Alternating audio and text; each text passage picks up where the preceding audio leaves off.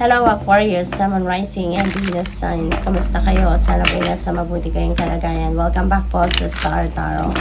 Kung bago kayo rito, welcome din kayo. Thank you sa inyong support. I truly appreciate it. God bless you all. Aquarius, paunang mensahe po ninyo ay Four of Pentacles. Okay? So, there is a need of control dito, no, sa pera ninyo. Ang in and out ng pera ninyo. Okay? So, maaari din, Aquarius, na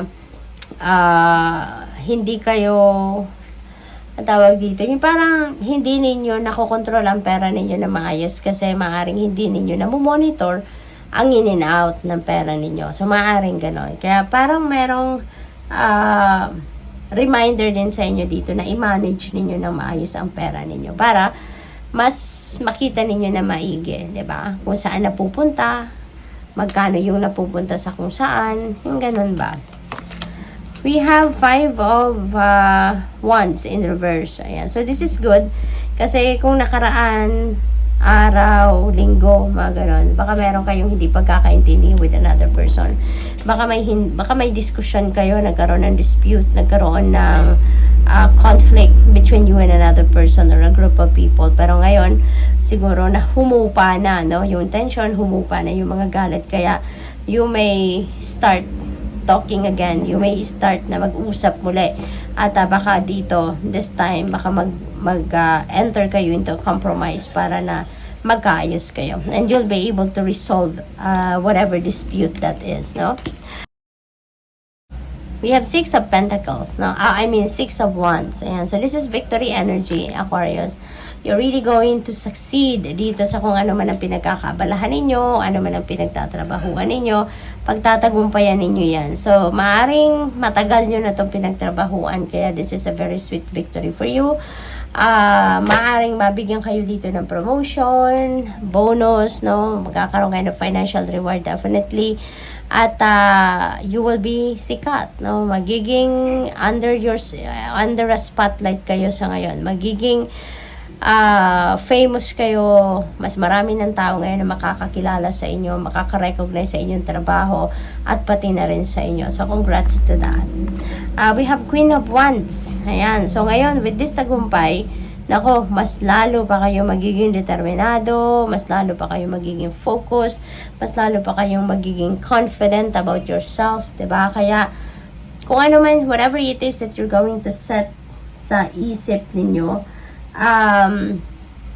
maaring 'yon ang maaring 'yon ang ang tawag dito, maaring 'yon ang magiging daan din para mas lalo pa kayong magpursige, mas lalo pa kayong mag-focus, 'di ba, sa mga ninyo, sa mga gagawin ninyo, no?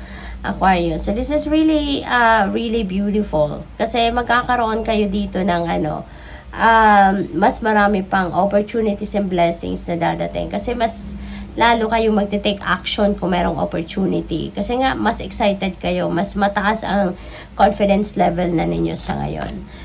We have Knight of Pentacles, no? Even though gano'n na magiging pakiramdam ninyo, excited, determinado, focused, magiging maingat pa rin kayo. Sa ngayon, parang mas matututo na kayong i-manage din ang inyong emosyon, i-manage din ang inyong diskarte, kaya ngayon, mas magiging sigurista na din kayo.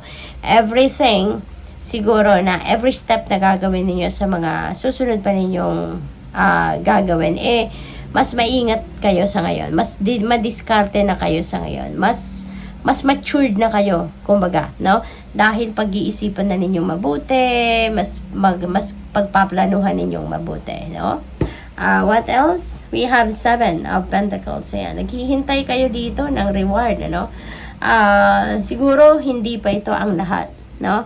Maring meron pa kayong hinihintay na iba pa sa ibang parte ng buhay ninyo na tagumpay, no? At hindi pa ito. Kung siguro successful kayo dito in one area, baka meron pa kayong isang area of life na pinagsisikapan at pinagtatrabahuan nyo din, and yun din yung ninyo. Yun din ang mas pagtatrabahuan nyo pa, no? Maaring ganun ang ganap dito. So, sa 7 of Pentacles, no? This is also a time of reflection. Kasi maaaring meron din kayo ditong mga gagawin na kailangan ninyong o kailangan pa ninyong gawin, should I say, no? Baka meron na kala ninyo lahat na ninyo nagawa, kaya naghihintay na kayo na return of your investment. Pero a time for reflection and introspection, kasi maybe meron pa kayong hindi pa nagagawa. Kaya gusto ng universe na pag-isipan mo muna what you have done, i-re-evaluate ninyo kung ano na ang mga ginawa ninyo, ano na mga naging epekto, ano pa ang pwede pa ninyong gawin. So, maaaring may extra effort pa na kailangang ilabas kayo dito, Aquarius. 5 of Cups. Ayan. So, may sadness, no? May sadness na nararamdaman ng iba sa inyo dito. Merong regret, no? So, siguro dito kayo nanggagaling, no? Maaaring dito, ito yung sitwasyon ninyo in the past. Kaya siguro kayo nagsumikap, kaya kayo nagtiyagat lahat.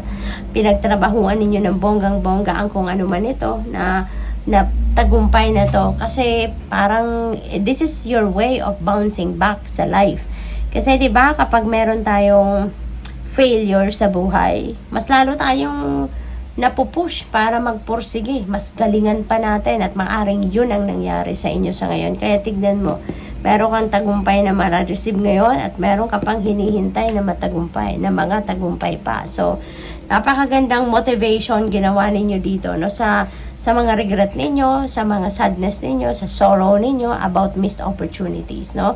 Kasi nga, 'di ba, the best revenge talaga is success. Kaya ito 'yon, no? Successful kayo sa pag-revenge ninyo sa failure na nangyari sa inyo. So, bumawi kayo.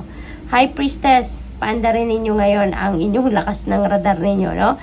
Pakinggan ninyo ang inyong intuition because there are siguro a lot of divine guidance na pinapadala sa inyo ng universe to guide you on how you're going to navigate these successes, on how you're going to navigate your other situations sa buhay ninyo. Okay? So, good luck. Thank you for watching. Love and light. Namaste.